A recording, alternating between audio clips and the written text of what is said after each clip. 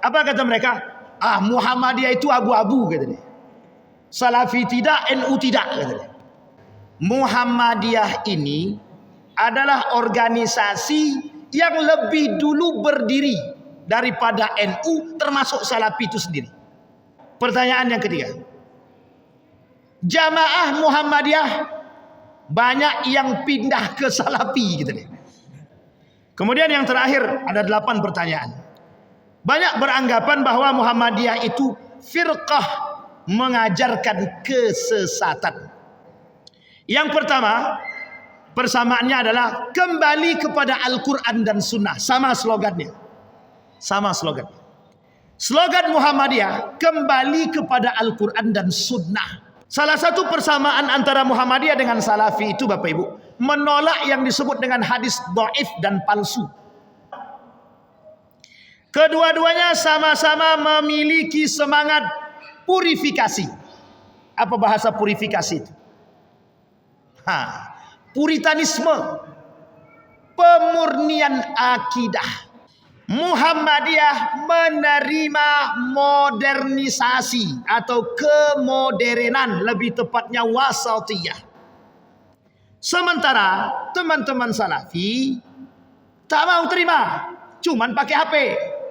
Maka Salafi ini secara perbedaan dengan Muhammadiyah pada poin kedua tadi, Muhammadiyah ini organisasi legal, formal, jelas.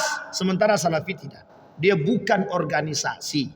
Organisasi yang paling berdiri hari ini, tidak ke kanan, tidak ke kiri, itu cuma Muhammadiyah. Karena slogan Muhammadiyah itu adalah wasatiyah, menjadi pendamai di antara sekian banyak masalah.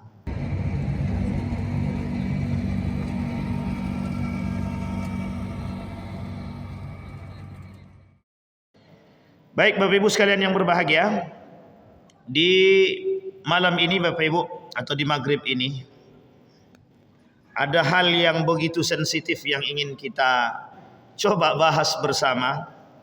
Tetapi Bapak Ibu sekalian yang berbahagia, ada hal yang harus kita pahami dari persoalan-persoalan yang begitu cukup sensitif terkait perbedaan Muhammadiyah dan teman-teman Salafi. Ini teman-teman Salafi nggak ada ini. Ini kalau ada teman Salafi enak. Ini ada Bang Muhammadiyah, sama orang KMF Muhammadiyah. Kita orang Muhammadiyah. Jadi Bapak Ibu sekalian yang berbahagia, beberapa pekan yang lalu banyak pertanyaan terkait Muhammadiyah ini atau keberadaan Muhammadiyah ini. Apakah Muhammadiyah ini sama dengan teman-teman Salafi atau Wahabi? Tapi saya tak pakai kalimat Wahabi, saya pakai kalimatnya Salafi saja. Apakah sama Muhammadiyah dengan Salafi atau justru berbeda? Bapak Ibu sekalian yang berbahagia, pertanyaan ini saya rangkum, paling tidak ada 8 pertanyaan yang disampaikan kepada kami sebagai orang Muhammadiyah. Jadi hari ini saya deklarasi kalau saya adalah orang Muhammadiyah. Jadi ada poin-poin penting Bapak Ibu sekalian yang berbahagia yang ditanyakan mereka kepada kami. Pertama, mereka sampaikan begini, sebagian kalangan, Muhammadiyah itu tidak jelas dan tak tegas. Di mana letak tak jelas tak tegasnya itu? Ketika mereka melihat Muhammadiyah ini adalah kelompok yang intoleran pada waktu-waktu tertentu. Ketika pemerintah awal Ramadannya berbeda dengan Muhammadiyah, dianggaplah Muhammadiyah ini menyeleweng daripada aturan pemerintah. Tapi tidak dilihat dari sisi yang lain.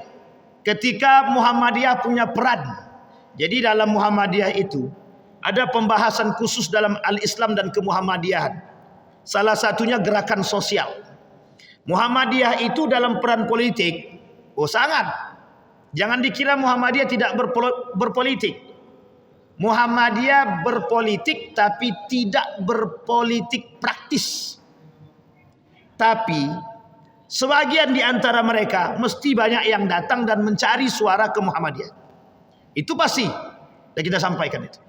Jadi kalau mereka berbicara mengatakan bahwa Muhammadiyah itu tidak jelas dan tidak tegas, hanya karena persoalan Muhammadiyah dalam urusan melihat hilal itu berbeda dengan kelompok yang lain atau pemerintah, itu tidak bisa dijadikan standar ketidakjelasan Muhammadiyah. Satu. Pertanyaan kedua, apa kata mereka? Muhammadiyah itu abu-abu, kata dia. Salafi tidak, NU tidak, kata dia.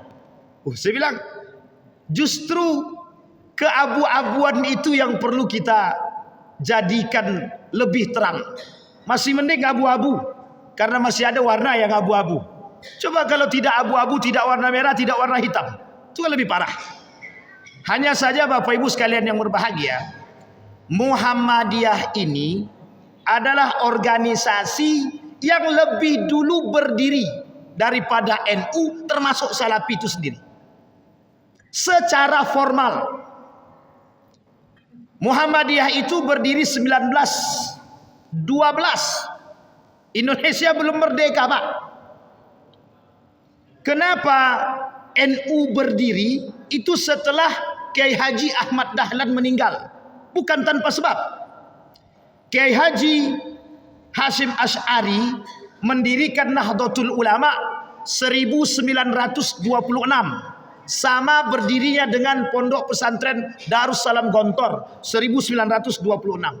Sebelum itu sudah berdiri 1912 Muhammadiyah. Berapa lama jaraknya? Dan bukan tanpa alasan. Kenapa Kiai Haji Hasyim Asy'ari mendirikan Nahdlatul Ulama, gerakan ini? Awalnya dia tak mau mendirikan karena sudah ada Muhammadiyah. Setelah meninggal 1923, ada yang mengatakan 1925, Kiai Haji Ahmad Dahlan, barulah kemudian Kiai Haji Hasyim Asy'ari mendirikan Nahdlatul Ulama. Jadi kalau dikatakan Muhammadiyah ini gerakan abu-abu 1912, Indonesia belum merdeka. Itu Muhammadiyah sudah ada. Ini orang-orang yang berbicara demikian ini mesti tidak kenal Muhammadiyah. Jadi patokan gerakan itu dianggap patokan gerakan keagamaan secara murni. Saya ceritakan satu hal. Dalam surat Al-Ma'un itu, Kiai Haji Ahmad Dahlan itu, atau lebih tepatnya Ahmad Darwis atau Muhammad Darwis itu, mengajarkan surat Al-Ma'un berbulan-bulan kepada muridnya. Sampai protes muridnya. Apa kata muridnya? Loh kok ini terus yang dibahas, tidak ada selesai-selesainya. Apa jawaban Kiai Haji Ahmad Dahlan?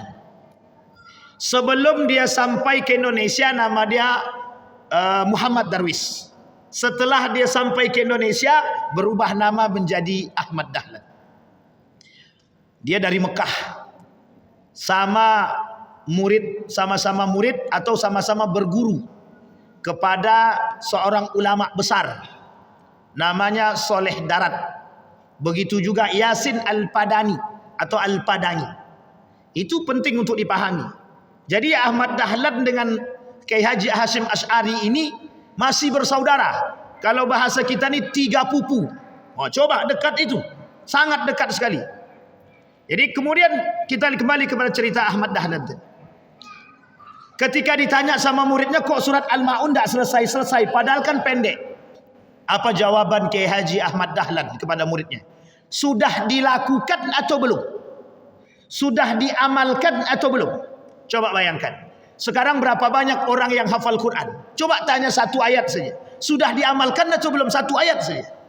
Dari surat Al-Ma'un itu, yang ditanyakan oleh muridnya kepada Kiai Haji Ahmad Dahlan, yang dikatakan tidak selesai, ditanyakan balik sama Ahmad Dahlan.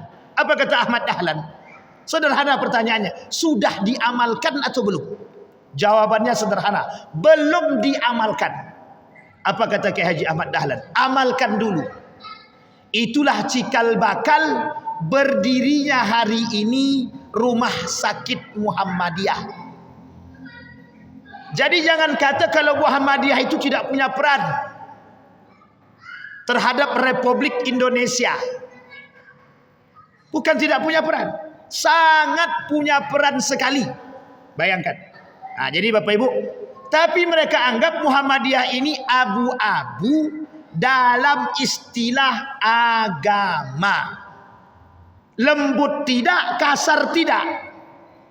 Karena pemahaman Muhammadiyah itu wasatiyah, lebih modern atau tengah-tengah. Fes, Daren. Baik, yang ketiga. Pertanyaan yang ketiga. Jamaah Muhammadiyah banyak yang pindah ke Salafi gitu deh. Oh, ini pertanyaan. Ini ada abang orang Muhammadiyah. Betul Bang? Coba tanyakan. Apa kata mereka? Jamaah Muhammadiyah banyak pindah ke Salafi, Ustaz, karena ke Salafi itu karena Muhammadiyah itu tidak jelas. Makanya banyak pindah ke Salafi gitu. Salafi itu hitam-hitam, putih-putih gitu. Kata dia, ini tidak ada, nanti kita lihat, ada persamaan, ada perbedaan. Kita harus adil. Kita harus adil. Kalau Bapak Ibu tengok secara selintas atau sepintas, masalah persoalan ibadah Muhammadiyah memang agak nampak mirip dengan teman-teman Salafi. Tetapi Muhammadiyah dengan Salafi punya perbedaan yang fundamental, sangat-sangat jauh. Itu pertanyaan ketiga. Pernyataan keempat, mengapa Muhammadiyah tidak bermazhab? Memang betul kalau begitu, kata dia kan. Kapan dia pengen jalan, kalau tak ya sudah. Nah, itu dia bahasa yang dipakai. Muhammadiyah itu nanti kita jelaskan satu-satu. Dia kalau dijelaskan panjang lebar ini. Ini tidak selesai satu kali pertemuan, tidak selesai. Karena pertanyaannya banyak. Kelima, ini saya kutip daripada WA yang masuk. Mengapa Muhammadiyah menggunakan istilah ittiba bukan taklid? Ini juga sama Pak. Muhammadiyah tak kenal taklid. Muhammadiyah tidak kenal taklid. Tapi yang dikenal oleh Muhammadiyah ittiba. Baik. Kemudian yang keenam. Terus kalau begitu apa perbedaan Muhammadiyah dengan Salafi? Itu dia pertanyaan yang dari Pak Yendi. Itu dia pernyataan dari Pak Yendi. Yang ketujuh, apa kata mereka? Warga Muhammadiyah bosan dengan materi-materi Muhammadiyah, sehingga banyak yang tak mau datang dengan kajian-kajian di Muhammadiyah. Ini nanti kita perlihatkan Bapak Ibu. Ada fenomena yang sangat unik itu Bapak Ibu. Di Indragiri Hilir, itu ada Masjid Muhammadiyah di Tembilahan itu.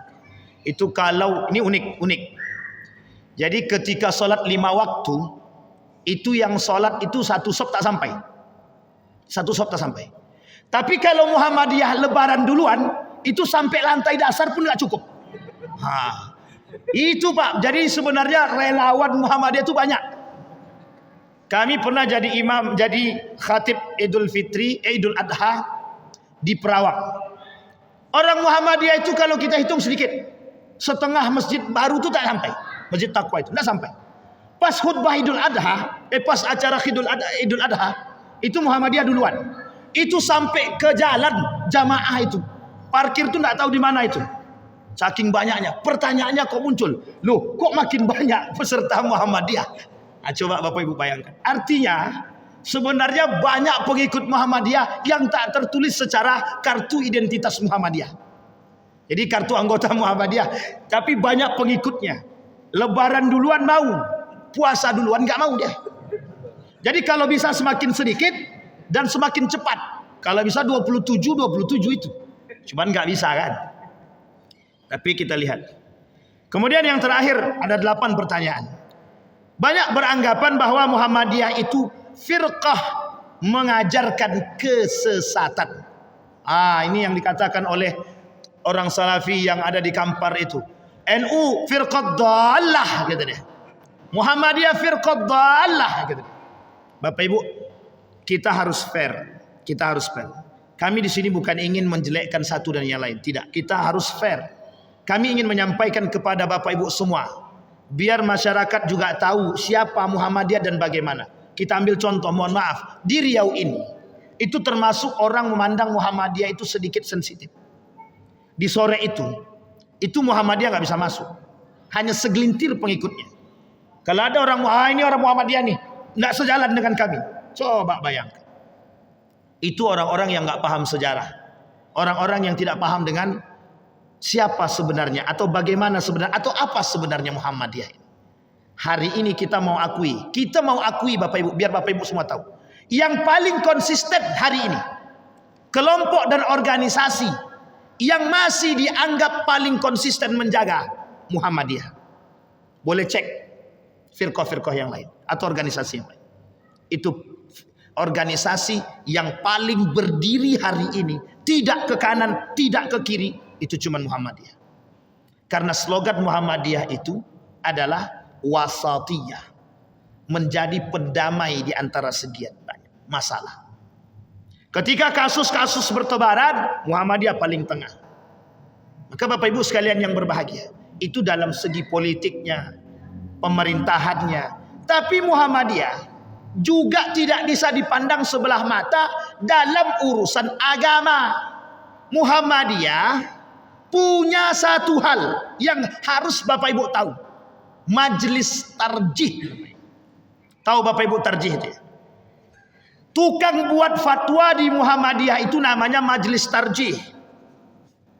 Dan fatwa itu dipegang oleh anggota Muhammadiyah. Kalau dibilang tidak konsisten, Muhammadiyah sangat konsisten sekali. Ada majelis tablik yang membidangi dakwah. Muhammadiyah kalau berbicara tentang dakwah, Bapak Ibu boleh cek yang sampai ke pelosok sana itu siapa? Bukan hanya yang lain, Muhammadiyah juga paling utama. Bahkan lembaga amil zakat Muhammadiyah itu, Lazismu, pernah menggelontorkan dana untuk memberikan bantuan kepada para dai-dai ke berbagai macam daerah-daerah terpencil. Sampai dari Sabang sampai Merauke. Jadi kalau kita berbicara tentang Muhammadiyah, tidak bisa kita berbicara sedikit, Pak. Muhammadiyah punya banyak gerakan. Kembalikan kepada namanya dulu. Apa sih sebenarnya Muhammadiyah itu?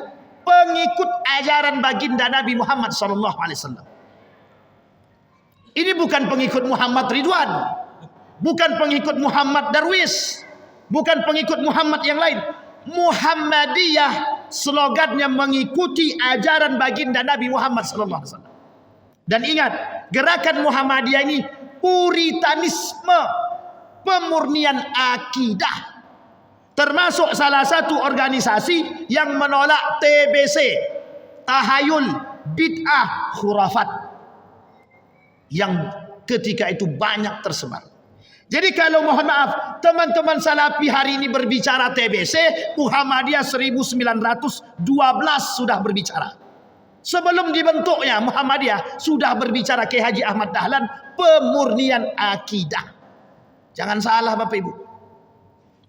Dalam selentingan di Padang, ketika Imam Bonjol datang, Imam Bonjol itu peletak batu pertama pemurnian akidah yang ada di Padang, Sumatera Barat. Jangan salah itu. Makanya mohon maaf, kenapa di Sumatera Barat itu rata-rata orangnya Muhammadiyah. Rata-rata itu. Bukan tanpa sebab, Buya Hamka di situ. Dan banyak orang-orang pembesar-pembesar Muhammadiyah yang lahir dari sana. Oh, berarti Muhammadiyah ini punya orang Sumatera Barat. Tidak. Muhammadiyah ini tempatnya ada di Kauman, Yogyakarta, tempat lahirnya di situ. Kauman, Yogyakarta. Tak jauh dari rumah sakit Muhammadiyah yang pertama.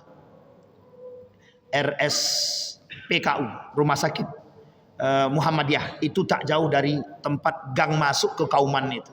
Di situ ada sekolah madrasah Muhammadiyah namanya Muallimin dan Muallimat, termasuk madrasah yang pertama dulu yang berbasis keislaman. Salah satu pimpinan Gontor itu, pendiri Gontor, Trimurti, itu belajar ke Muhammadiyah. Salah satu di antaranya. Jangan salah Pak, Muhammadiyah 1900. Jadi kalau berbicara tentang Muhammadiyah, kita bisa katakan valid.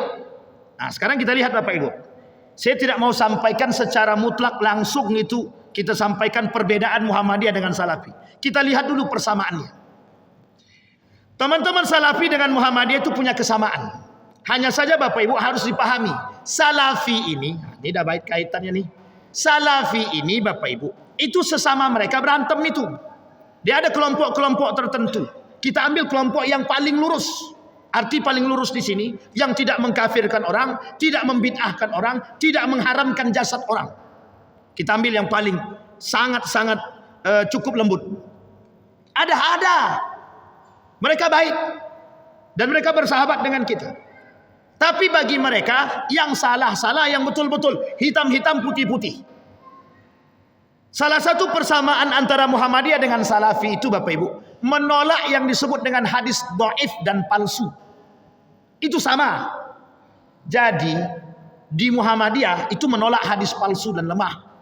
Apa tak lagi di Salafi? Teman-teman Salafi sangat menolak. Tapi di teman-teman Nahdlatul Ulama tidak. Karena sebagian mengatakan bahwa beramal dengan hadis dhaif itu sunnah. Itu yang disampaikan Kiai Haji Idrus Romli dalam podcastnya. Nah, kan begitu. Tapi dalam pembahasan para ulama terdahulu itu disampaikan. Imam As-Suyuti itu mengatakan, Ibnu Hajar Al-Asqalani mengatakan sama, bahwa beramal dengan hadis dhaif itu atau mengambil pahala keberkahan atau mengambil faidah dari hadis-hadis yang dhaif itu tidak dipermasalahkan. Dan banyak turunnya kapan waktu kita bahas Pak. Itu masalah sensitif. Karena biar orang itu terbuka juga. Yang pertama, persamaan Muhammadiyah dengan Salafi. Salafi ini gerakan yang baru muncul pada masa kerajaan Saud. Dan ada kerjasamanya. Saya tak bahas sejarahnya. Kalau bahas sejarahnya dah habis. Kita bahas di Mukminin kemarin. Kalau dibahas itu lagi panjang. Artinya ada dua kelompok. Satu yang garis lurus, satu yang menyesatkan. Itu ada. Satu yang buatan Inggris, satu lagi yang asli mujtahid. Oleh para sebagian ulama begitu.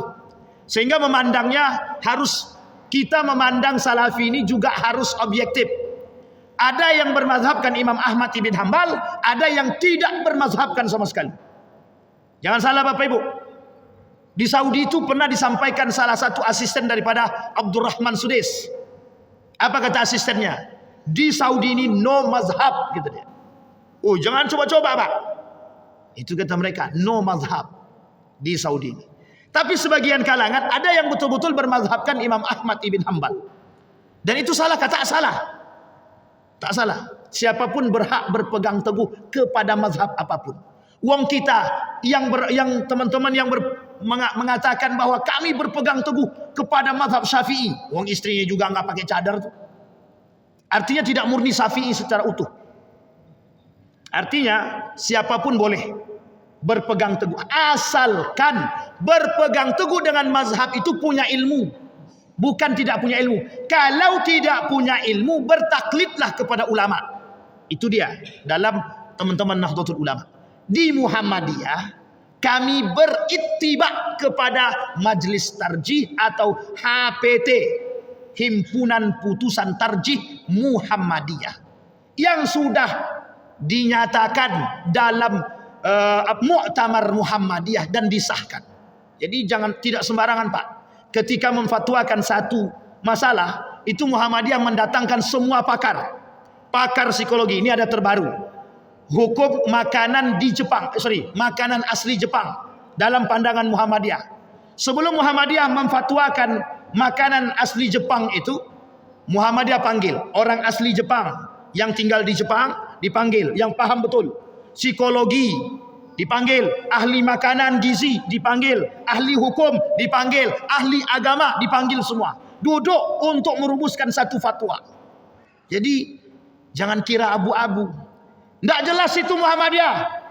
Kayak sholat tarawih dia 4-4, yang lain itu 2-2, dia pula yang 4-4. Jangan salah Bapak Ibu. Apakah ada hadis yang berbicara secara mutlak bahwa sholat tarawih itu dilakukan cuma 2-2 saja? Saudi Arabia hari ini itu 13, bukan 11, bukan 23. Coba cari. Setelah Bapak Ibu cari, ada dalilnya, ada hadisnya. Apa tak lagi yang 4-4-3 dari Siti Aisyah. Oke. Oleh sebagian kalangan mengatakan hadis itu untuk witir. Ini kapan waktu kita bahas khusus itu. Di sini saya tak mau bahas karena tak selesai nanti, tak sampai. Ini baru persamaan, belum perbedaan. Yang pertama, persamaannya adalah kembali kepada Al-Quran dan Sunnah. Sama slogannya. Sama slogan. Slogan Muhammadiyah, kembali kepada Al-Quran dan Sunnah. Jadi tolak ukurnya adalah Al-Quran dan Sunnah. Bukan yang lain. Gak ada yang lain. Gak ada. Kalau yang lain percaya dengan kias, Muhammadiyah cuma menggunakan tidak. Muhammadiyah menggunakan Al-Quran dan Sunnah. Kalaupun ada kias hanya untuk pandangan, bukan penguat sumber hukum. Harus dipahami di situ. Bukan penguat sumber hukum. Tetapi ada perbedaan antara Muhammadiyah dengan teman-teman Salafi. Muhammadiyah tidak tekstual saja, juga kontekstual. Muhammadiyah memandang satu ayat itu harus dipahami dengan model pemahaman yang kontekstual, begitu juga tekstual. Sehingga Muhammadiyah menggunakan metode pendekatan bayani, irfani, burhani. Itu mesti tak perlu kita bahas panjang. Cukup dalam kajian serius aja itu. Artinya ada pendekatan tertentu yang digunakan. Jadi tidak bisa sembarang main haram-haram aja, tidak bisa itu. Misal tentang zakat. Ini saya sampaikan tentang zakat. Dalam zakat itu, oleh teman-teman Salafi itu tidak mau menggunakan pulus. Harus pakai beras atau makanan pokok. Sementara Basnas kita itu membolehkan. Tahu Bapak Ibu mazhabnya siapa itu? Itu bukan mazhab Imam Syafi'i. Kalau mazhab Imam Syafi'i 2,7. Makanya UAS mengambil 3. 2,7 sampai 3. Itu mazhab Imam Syafi'i. Standarnya. Di Muhammadiyah mereka tidak seutuhnya menyalahkan dan masih bisa menerima ketika ada orang yang membayar dengan uang. Artinya lebih terbuka cara berfikir. Ini perbedaan. Saya tak jelaskan metodenya karena penjelasan metode itu panjang. Baik, itu yang pertama. Sama-sama menjadikan slogannya kembali kepada Al-Quran dan Sunnah. Yang kedua, sama-sama tidak berhujjah kepada hadis dhaif dan palsu. Makanya doa Allahumma laka sumtu wa bika amantu itu tidak terpakai itu Pak. Enggak kepakai. Sama dengan ketika Allahu Akbar kabira. Muhammadiyah tak pakai itu. Muhammadiyah pakai hadis yang sahih. Pakainya Allahumma ba'id baini atau dengan hadis yang lain. Tapi Bapak Ibu, ada hadis yang lain yang berbicara tentang itu ada. Hanya saja memang tidak ada yang menggunakan inni wajjahtu. Ada yang menggunakan hadisnya hasan. Ada juga yang mengatakan hadisnya dhaif. Itu boleh dicek dalam bukunya, dalam hadis-hadis itu ada. Ada buku Ustaz Khair Khusairi yang sudah diringkas. Ada juga Syakir Jamaluddin yang sudah diringkas banyak. Dan itu boleh dilihat. Muhammadiyah menggunakan hadis yang sahih. Allahumma ba'id baini. Itu salah satu contohnya. Makanya berbuka puasa itu yang baik, yang benar bagaimana? Bismillahirrahmanirrahim. Setelah minum ataupun makan baru berdoa. Zahabat dhama wabtabatil uruq wastabatil ajru insyaallah. Gitu. Itu dia Pak. Tapi kan itu tidak menjadi persoalan Pak Ustaz? Dalam pandangan majelis ulama dan para ulama-ulama hadis, baik dari kalangan Timur Tengah maupun dari Mesir ataupun mana, itu boleh ditengok Bapak Ibu, boleh dilihat. Ternyata menggunakan hadis palsu dalam doa itu sebagian ulama ada yang membolehkan. Kenapa alasannya begitu? Karena banyak orang berdoa yang tidak ada di dalam Al-Quran dan hadis. Ya Allah, kuatkanlah imanku. Mana hadisnya? Ya Allah, tambahkanlah istriku. Mana dalilnya? Tidak ada. Maksudnya dalam konteks bahasa yang seperti itu tidak ada. Oleh sebagian ulama, maka dibenarkan menggunakan hadis palsu dalam doa. Di dalam permasalahan ini Muhammadiyah berposisikan seperti ini. Kenapa menolak hadis lemah dan hadis palsu sebagai hujjah? Ulama sudah menyampaikan, hadis yang dhaif dan hadis yang dhaif banget, lemah banget dan palsu itu tidak boleh digunakan pada 5 hal. 3 di antaranya: 1, tidak boleh dalam urusan berhujah dalam urusan akidah. Yang kedua, tidak boleh dipakai dalam urusan argumentasi. Yang ketiga, tidak boleh berurusan dengan halal haram. Dan masih ada 2 yang lagi, saya lupa itu. Nanti kita jelaskan kembali. Sampai di sini bisa dipaham. Sehingga sebagian kalangan termasuk Nahdiyin masih memahami konteks ini, bahwa hadis-hadis yang lemah boleh diambil manfaat. Sampai di sini bisa dipahami Bapak Ibu ya. Tapi di dalam Muhammadiyah dan Salafi tidak mau berhujjah dengan hadis dhaif ataupun palsu. Alasannya adalah tidak kuat. Itu Bapak Ibu. Sampai di sini bisa dipahami. Tapi Muhammadiyah dalam persoalan hadis dhaif dengan palsu dan dalam persoalan hadis dhaif masih bisa bertoleransi untuk tidak mengatakan kepada pelaku hadis dhaif itu bid'ah. Tidak. Itu harus dipahami Pak. Harus dipahami. Baik, yang kedua. Udah mau habis aja waktunya. Masih panjang. Yang ketiga, kedua-duanya sama-sama tidak memberlakukan qiyas dalam persoalan ibadah. Tidak ada qiyas-qiyas dalam masalah ibadah. Makanya bahasanya Muhammadiyah itu dan Salafi itu yang jelas aja. Apa yang dilakukan dalam hadis-hadis sahih itu saja yang dipakai. Kalau tidak ya ditolaknya. Kita ambil contoh doa ketika ruku, sujud. Bapak Ibu kalau ruku itu bagaimana doanya? Abang, Subhana rabbiyal azimi wa bihamdi. Hadisnya yang sahih dipotong. Subhana rabbiyal azim. Tapi dalam hadis yang lain ada banyak 5 macam. Dan derajat hadisnya ada yang kuat, ada yang lemah, ada yang hasan. Jadi sebenarnya tidak seutuhnya juga apa yang dibaca itu salah. Karena juga ada persoalan. Ini sudah kita bahas ini Pak. Dan ini di dalam Muhammadiyah dan Salafi menggunakan yang paling kuat itu tadi. Sami Allahu liman hamidah. Rabbana walakal hamd. Cuman sampai di situ. Tidak ada tambah-tambahan. Apa tambahannya? Masih hafal? Mil'us sama wa mil'ur adya mil'u ma syi'ta min syai'im ba'du. Kalau tak hafal berarti jangan ngaku NU. Nah, ini tidak ada kaitannya dengan NU dan Muhammadiyah. Persoalan bacaan. Tetapi hadis yang dipakai oleh teman-teman Salafi menganggap hadis ini lebih kuat. Begitu juga di Muhammadiyah. Ada bacaan yang lain yang digunakan oleh Muhammadiyah menggunakan hadis yang sahih, terkhusus dalam ibadah juga. Bertoleransi persoalan muamalah itu lain belakangan. Tapi Bapak Ibu sekalian yang berbahagia, perlu kita pahami bahwa alasan mereka menggunakan kenapa hadisnya yang dipilih hadis-hadis sahih, cari selamat. Sampai di sini bisa dipahami? Pokoknya cari aman. Nah, itu dia. Kalau yang satunya lagi bukan masalah cari aman, kan masih ada celah. Kenapa kita tak ambil celah tersebut? Salah kata salah juga. Tak salah juga. Hanya saja berani mengambil itu berarti berani mengambil resiko. Tapi kalau orang yang mengambil udah pokoknya kami hadis sahih aja.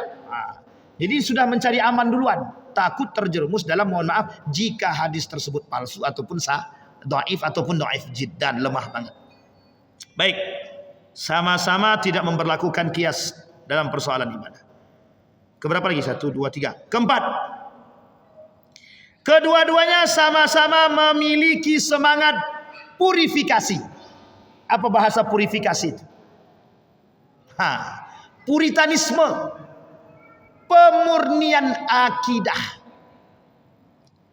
Pokoknya TBC tidak ada namanya toleransi. Syirik. Yang datang ke dukun syirik. Nah itu mutlak syiriknya kan. Sama. Tidak ada tawasul-tawasulan. Oh ya jelas. Kecuali bertawasul dengan amal soleh. Kan begitu. Nah, ini penting juga untuk dipahami ini. Tidak ada ziarah kubur dalam baca yasin segala macam. Nah, tapi ini penting untuk dipahami. Sehingga Bapak Ibu dalam persoalan seperti ini itu menjadi pos sendiri bagi Muhammadiyah dan Salafi. Dalam hal ini ada kesamaan. Muhammadiyah tidak ada berlebihan dalam persoalan kuburan. Tapi Muhammadiyah tidak pernah panggil mereka tuh ahlul kuburiyun. Ya, orang-orang yang suka ke kubur itu Muhammadiyah tidak pernah panggil ahlul kuburiyun, tidak pernah. Menghargai dan menghormati sikap setiap orang. Itu Muhammadiyah. Muhammadiyah sekalipun berbeda dengan pandangan Muhammadiyah, Muhammadiyah tidak pernah menggunakan kalimat yang kasar atau kekerasan. Itu tidak pernah. Itu harus dipahami, Pak. Oh kafir, tidak pernah. Muhammadiyah boleh cek, tidak pernah. Oh ini bukan saudara kami, tidak pernah. Bahkan masjid-masjid Muhammadiyah aja mau disikat sekarang. Jadi kita harus berjuang, kami harus berjuang untuk mengembalikan itu. Apa maksudnya purifikasi di sini? Dulu banyak yang mohon maaf, bahasa lainnya itu apa ya? Dalam bahasa gaulnya itu saya lupa. Tapi yang jelas masuk Islam tapi tetap sesajenan. Islam kejawen, bukan hanya Islam kejawen. Apa namanya itu ya bahasa gaulnya itu? Dalam bahasa akademiknya itu. Mesti lupa lah. Artinya Islam masuk dia. Tapi menyembah patung, bukan menyembah patung, sesajenan masih. Dulu banyak begitu. Orang Jawa masuk Islam, tapi tak sholat. Nah inilah dulu menjadi alasan kepada oleh Kiai Haji Ahmad Dahlan untuk merubah. Salah satu yang kami temukan ketika di Madinah itu, bertemu dengan salah seorang aktivis. Dan dia mahasiswa Universitas Islam Madinah. Ternyata murid daripada Wali Songo, terkhusus Sunan Kalijaga, itu pernah bertanya kepada Sunan Kalijaga, apakah Islam yang benar itu mengajarkan seperti ini? Seperti ini itu bisa kita persoalkan begini. Sunan Kalijaga kan suka maling rumah orang kaya, dan itu kemudian dibagi ke orang miskin. Itu dilakukan, diproteslah sama muridnya. Itu salah satunya. Salah satu di antara kegiatan yang dilakukan oleh Sunan Kalijaga. Apa jawaban Sunan Kalijaga? Kelak akan datang kelompok yang akan memurnikan, membenarkan yang salah. Bisa jadi Muhammadiyah salah satu di antara yang dikatakan, dan kelompok-kelompok yang lain. Sampai di sini bisa dipahami, Pak. Keris bisa berdiri sendiri. Itu bukan tidak banyak kita temukan, Pak. Oh kalau di Jawa itu kental sekali. Bunga 7 rupa. Kenduri ada maknanya. Oh itu bukan tak ada sebab. Ada sebabnya, Pak. Dulu, Pak, orang kalau kenduri di Jawa itu, dalam nampan itu makanan yang disediakan, itu makanan-makanan yang menyesuaikan rukun iman dan rukun Islam. Nggak bisa sembarangan. Ada filosofinya itu. Baca dalam sejarah, Pak. Boleh kalau ini boleh merujuk kepada Ustadz Salim Afillah, cukup kuat dalam mengkaji sejarah tanah Jawa. Itu salah satu yang kami temukan waktu itu. Mohon maaf Pak Ustadz, katanya. Ini makanan yang kami buat ini dari nenek moyang kami, itu ada maknanya. Jadi tidak bisa, Pak. Kalau kita makan itu yang kering dengan yang kering, tidak bisa. Yang kering harus dengan yang basah. Dan itu ternyata ada makna. Dan makna itu mereka masukkan dalam rukun iman dan rukun Islam. Coba bayangkan. Jadi ini sejarah. Ini Saidul Amin juga cukup lumayan untuk memahami itu. Baik, kita kembalikan kepada perbedaan tadi. Persamaan. Sama-sama memiliki semangat purifikasi. Nah, ini yang harus dipahami dulu dari teman-teman Muhammadiyah. Secara ibadah, Muhammadiyah tidak tahlilan. Sama, Pak. Salafi juga tidak tahlilan, Pak. Muhammadiyah tidak ada namanya kenduri. 3 hari, 7 hari, 1000 hari, tak ada. Yasinan malam Jumat tak ada.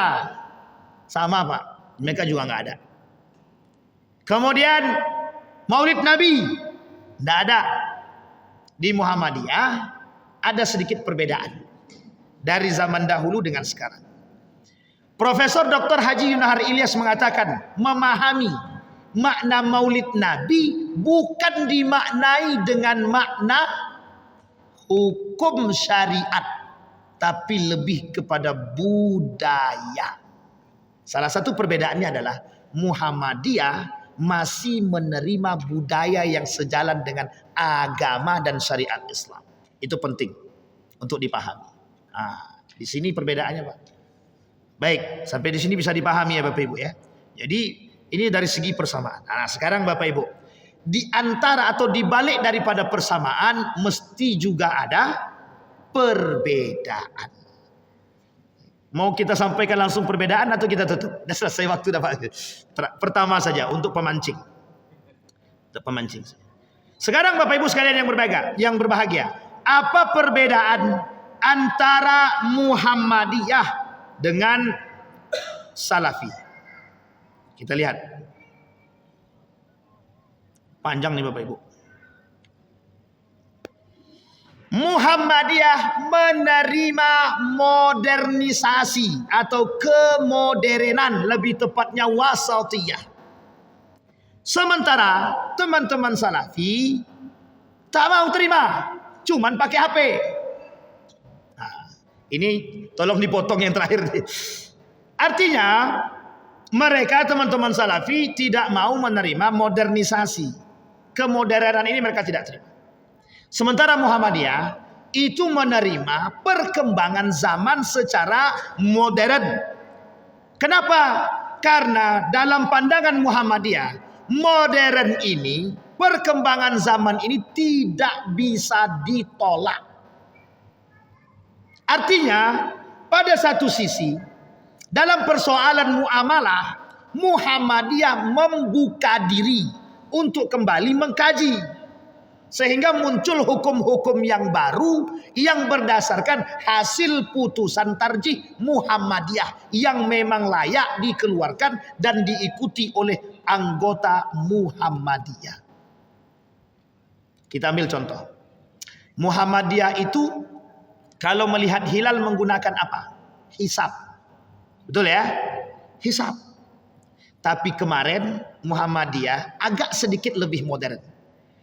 Menggunakan hisab dan imkanur ru'yah. Sementara pemerintah ru'yah tapi satu sisi menggunakan hisab. Sampai di sini bisa dipahami. Artinya ada titik temu yang bisa disamakan. Ini penting untuk dipahami. Kalau dulu cuman kami pakai hisab saja. Betul. Tapi sekarang Muhammadiyah juga bisa menggunakan yang disebut dengan imkanur ru'yah. Hisab dipakai, imkanur ru'yah juga dipakai. Nah, ini penting. Muhammadiyah tidak menolak modern, betul. Perkembangan zaman di Muhammadiyah mereka terima. Makanya mohon maaf, selalu terjadi perubahan dalam sisi muamalah. Sekarang Muhammadiyah punya Gojek. Namanya apa? Lupa saya. Bang, apa nama Gojek kita? Zendo. Nah, itu kalau ini udah nampak tuh. Oh ya, Muhammadiyah juga sudah punya. Sebenarnya kalau Muhammadiyah ini punya produk-produk itu kita tidak aneh. Uangnya 15 triliun nggak bergerak. Jadi kalau mau diambil yang goyang pemerintah ya goyang. Nah itu Pak. Masih ingat kasus itu Pak? Mohon maaf ya. Kita kalau mau sombong-sombongan Pak ya. Muhammadiyah itu pernah mohon maaf menggertak pemerintah itu dengan apa? Ditariknya duit, mau membangun Muhammadiyah, Bank Muhammadiyah sendiri. Bukan tak bisa, 15 triliun. Kalau bahasa kasarnya pemerintah punya hutang kepada Muhammadiyah. Cuman kan kita nggak mungkin sampaikan itu. Astagfirullah. Sampai di sini bisa dipahami Pak ya. Jadi kalau kita berbicara persoalan Muhammadiyah bergerak. Nah, yang kedua perbedaan antara Muhammadiyah dengan Salafi. Muhammadiyah itu organisasi. Sementara Salafi ini sekte. Kalau kita berbicara atau mempermasalahkan organisasi itu terstruktur. Ada ketuanya, ada sekretarisnya, ada bendaharanya. Salafi tak ada. Siapa ketua Salafi sekarang? Apa dia organisasi? Tidak ada, Pak. Maka Salafi ini secara perbedaan dengan Muhammadiyah pada poin kedua tadi, Muhammadiyah ini organisasi legal, formal, jelas. Sementara Salafi tidak. Dia bukan organisasi. Bukan tidak jelas juga. Bukan organisasi tapi sekte. Maka tidak ada, Pak. Teman-teman Salafi kan tidak ada tuh siapa ketua Salafinya, tidak ada. Iya, memang tidak ada. Kecuali kalau mereka bangun yayasan, itu lain cerita. Nah, sampai di sini bisa dipahami, Bapak Ibu. Kita masuk 2 poin saja dulu. Kapan waktu kalau kita ketemu lagi kita sampaikan. Insya Allah ini bahan mau kita sampaikan juga kepada khusus masyarakat Muhammadiyah juga. Lain waktu insya Allah. Tapi kenapa saya sampaikan juga di tengah masyarakat yang lain, biar juga bisa melihat Muhammadiyah, perbedaan antara Muhammadiyah dengan teman-teman Salafi, agar tidak memukul rata. Ini orang tidak pakai kunut nih, asam. Ini dah jelas Salafi nih. Atau udah jelas nih ini. Jadi tertutupi sudah. Cuman Bapak Ibu sekalian yang berbahagia, yang perlu kita tekankan, perbedaan yang kita sampaikan bukan mengkerdilkan siapapun, tapi untuk membuka pola pikir kita agar kita ini sehat dan bisa menerima perbedaan tersebut.